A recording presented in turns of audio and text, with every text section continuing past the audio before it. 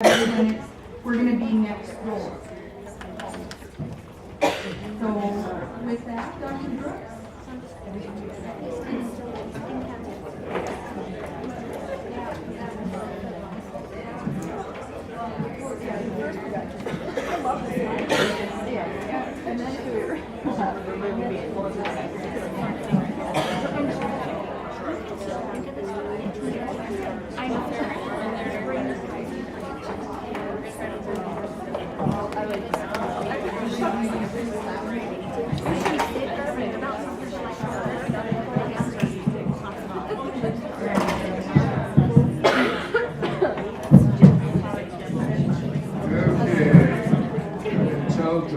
Talk softly so I don't cross office. You all hear me in the back?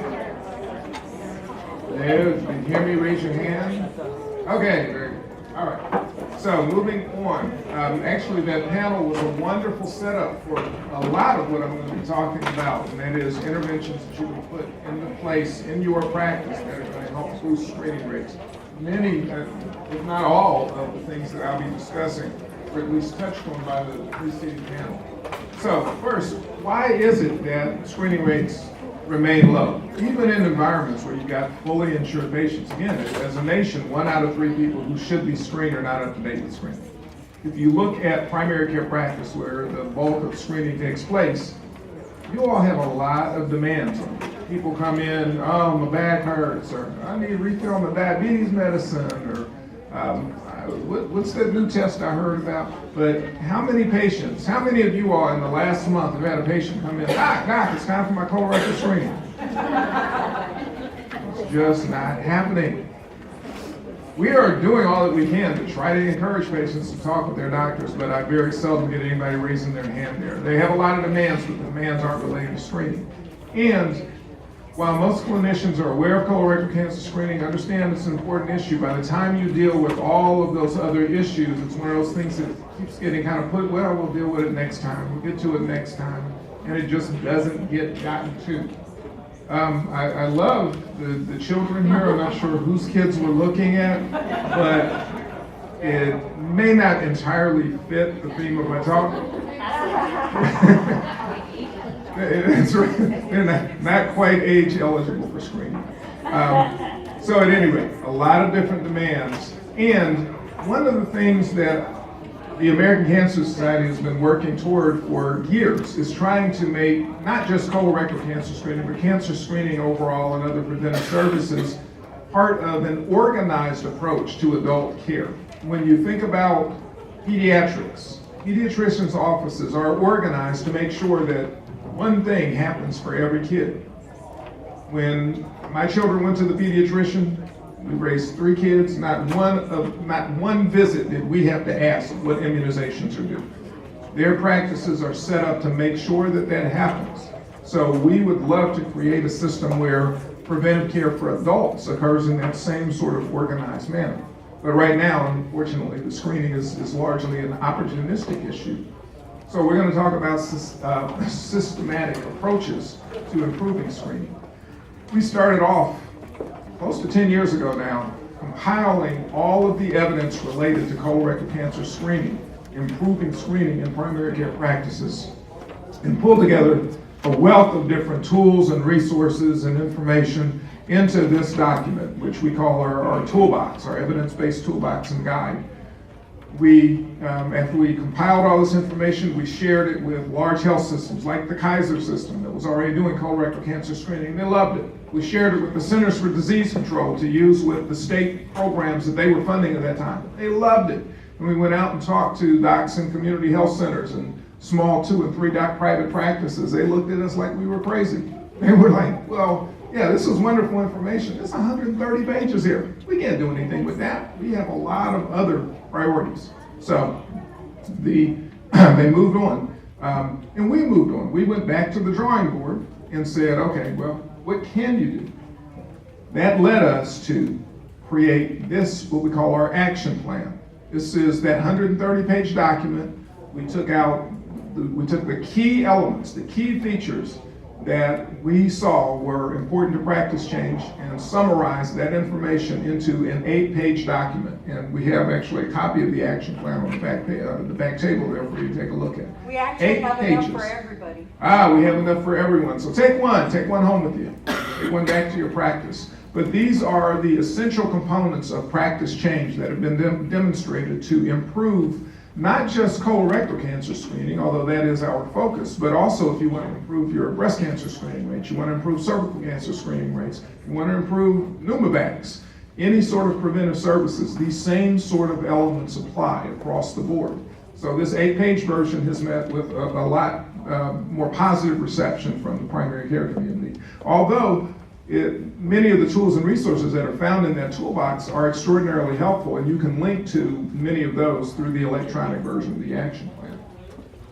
And then more recently, over the last 4 or 5 years, the American Cancer Society and National Colorectal Cancer Roundtable have been working a lot with federally qualified health centers. We have a strategic plan actually around working with health centers in concert with the National Association of Community Health Centers, HRSA, who funds FQHCs, and out of that work, we put together a manual we call our STEPS manual, which is more specifically oriented toward issues taking place in the community health center environment.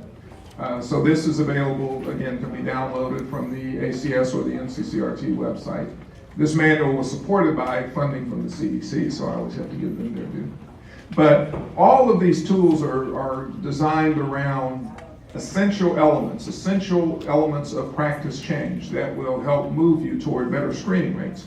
And the STEPS manual essential elements are framed a little bit differently than the other tools, but they're really very similar. It's about having a plan, knowing exactly what you're going to do, having the right people involved in making this happen, implementing that plan and getting people screened, and then coordination of care across the continuum. So I'm going to talk about each of these elements.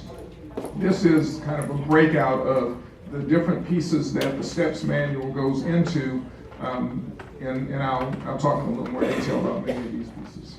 So the first thing is you need to know what your baseline is. Now, for those of you, actually, I think everyone here, either because of GIPRA or UDS, you have some idea what your baseline screening rate is.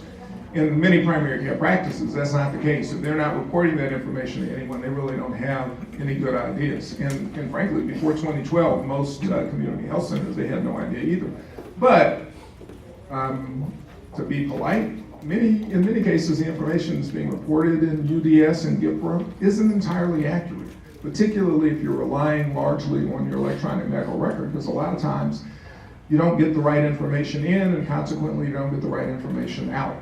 There's a lot of work to improve that coming from a lot of different sectors. But if you have questions about what your actual screening rate is, then doing something like simple hand counts or hand audits of charts within your system can give you can help reassure you about your UDS and GIPRA data, or can give you some maybe more realistic numbers. And it doesn't take a lot of review. If you look at 10 to 12 records from each clinician of patients over the age of 50, just 10 or 12 records, and determine what the screening status is, that'll give you a pretty good ballpark idea of what that individual clinician's screening rate actually is.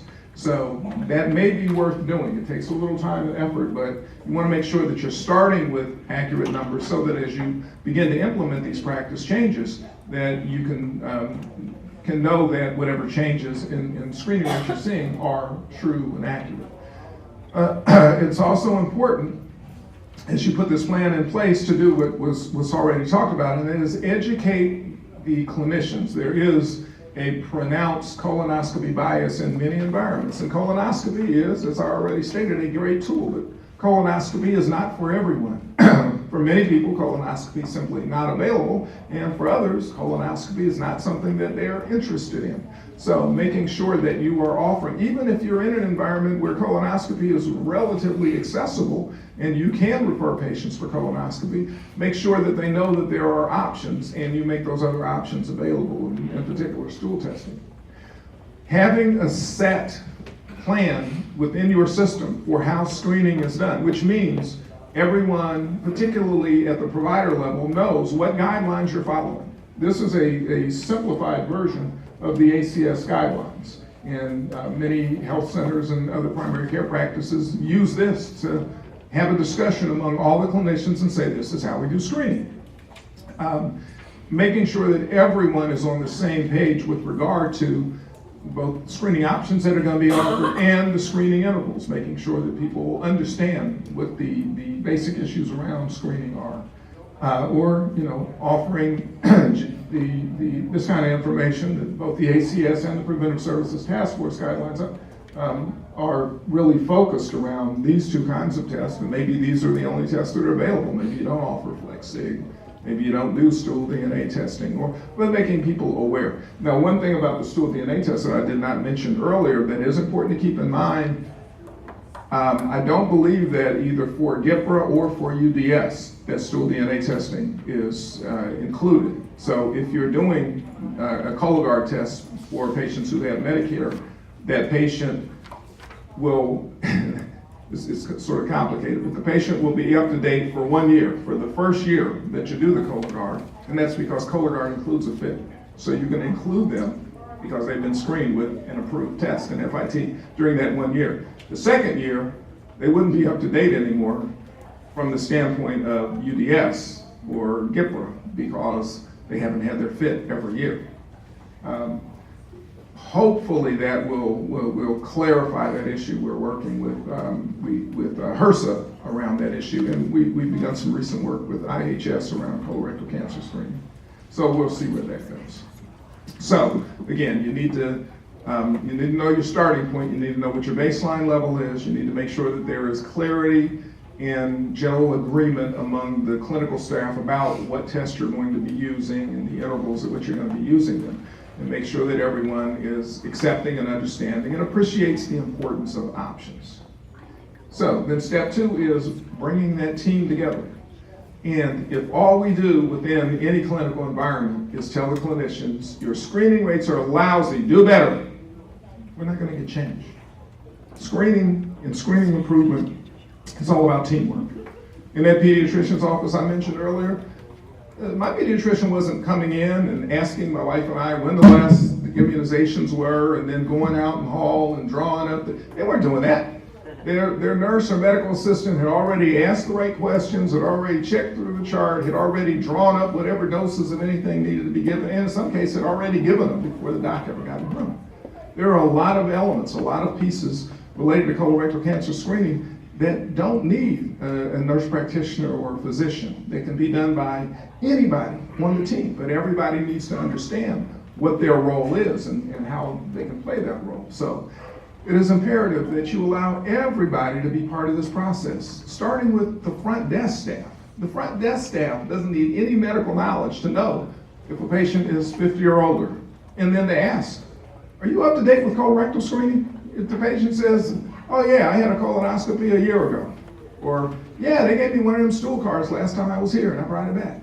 Well, that's fine. But if the patient says, huh, what's that? Or, I don't know. Or, no, I've never had that. And some sort of flag, either an electronic flag in the chart to make sure something pops up, or if you're still using paper, just some sort of little sticky on the front of that chart to flag the rest of the staff that this patient needs to have a discussion about colorectal screening. Everybody has a role to play. So figuring out what those roles are, that's actually going to be part of our workflow exercise in the next session.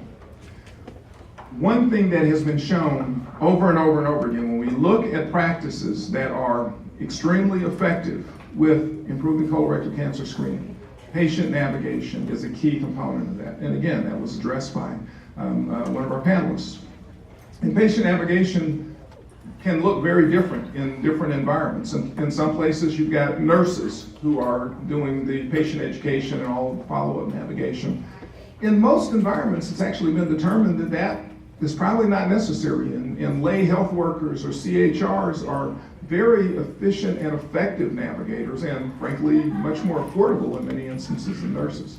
But navigation can be as simple as, someone who makes the reminder phone calls, or it can be very complicated in the case, for instance, of colonoscopy navigation, where They are educating the patient before they leave the facility, then they're calling the patient 3 or 4 days ahead of time to make sure they picked up their prep, and they're calling them again on the day of the day prior and making sure they're taking their prep and they have their transportation arranged. So it can be as simple or as complex as your system allows it to be.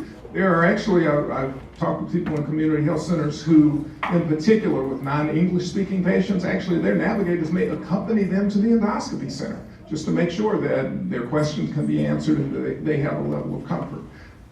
But in most environments that's not practical and not doable, but some level of navigation, something that goes on once the patient gets the information to help close that loop, either for colonoscopy or stool testing, is an important element to improving screening rates. This is a study of colorectal screening. I think this was both FIT and stool testing in rural Georgia. So relatively analogous to many of the settings that you all are in. And they increased their colorectal screening from by a factor of 4. So the folks who went through a navigation-related program, 43% of them got screened within the study period, compared to 11% of the usual care population. And in New York City, in a colonoscopy-focused navigation program, they boosted their screening rates by 59% through the use of navigators compared to just usual care. Any system that you look at, including the Kaiser system that I've mentioned a couple of times, everywhere you see really high screening rates, you see navigation as a component of that screening. So figuring out how you can use navigators, again, your lay health workers or other staff, to help close the loop, to help increase the likelihood of people actually completing the testing and getting it done. Another important component of teamwork is delegating responsibility to folks and allowing people to work really at the top of their license. So having standing orders that, for instance, allow your medical assistant or your LVN or your nursing staff to actually have the discussion around colorectal cancer screening, make the referral for colonoscopy, or distribute the FIT kit and do that kind of education. Having it formalized that this is part of their overall responsibility, and at whatever point things need to be signed off. For instance, many colonoscopy referrals may actually need a clinician signature, but the medical assistant or someone else has already done all the work up to that point, and all is required is for the clinician just to sign off on that order. So making sure that you are allowing people to work truly at the top of their license and utilizing the skills, knowledge that they have and can bring to any particular encounter. It is important to know what your state allows in terms of delegation of responsibility. So making sure that you're not delegating inappropriately to staff. So you need to know what the state laws are related to standing orders. But standing orders are allowed for many kinds of services in most states. So knowing what's possible here and then figuring out how it's going to work within your system. This is just one example of some standing orders that were developed by a health plan and community health center actually in San Francisco. You have to have a relationship with colonoscopists. Even if you are doing a FIT or a GUIAC-focused screening program, every positive has to be followed with colonoscopy. So you need to figure out how you can partner with the colonoscopists in your area. And many colonoscopists are very willing to work with FQHCs or native serving environments. The concern often is that they feel that, well, wait a minute, you're going to send me all of these uninsured people, and I'm going to be so busy seeing all those patients that I'm not going to have room to see any of the paying patients, and I'm going to go broke. I can't even, pay my staff or feed my children.